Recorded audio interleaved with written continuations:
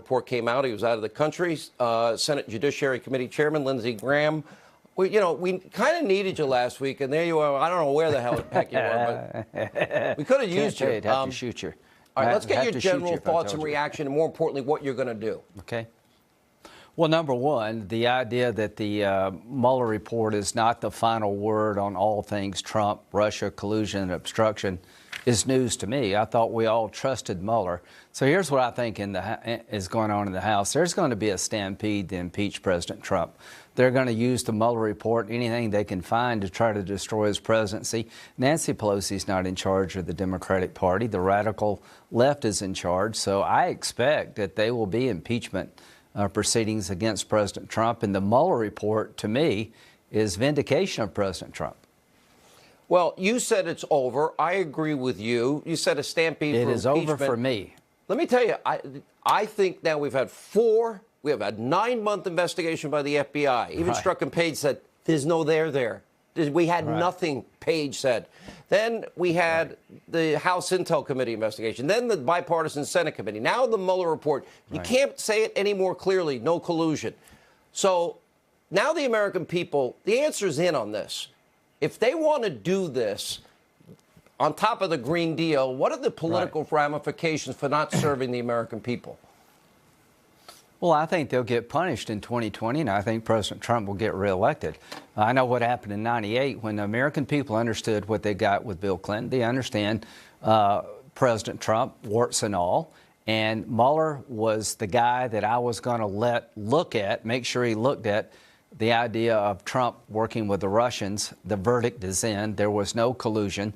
There's no obstruction of a crime that never occurred. The obstruction thing was bizarre to me to begin with. So here's what I think. They're going to be stampeded to impeach Trump because they hate him so much.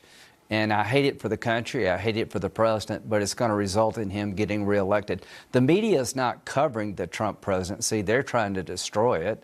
The Democratic Party doesn't accept the fact that President Trump won. So at the end of the day, we're just going to have to deal with this in 2020 at the ballot box. So there are three big components here that have not been resolved. We now know the investigation into Hillary was rigged. Even Strzok and Page said, Loretta Lynch was running every decision. A matter, not an investigation. Then we have the attempt to use a phony Russian dossier, even the New York Times admitting tonight, which is interesting. Washington Post writing, Fox News was right, especially Hannity, whatever.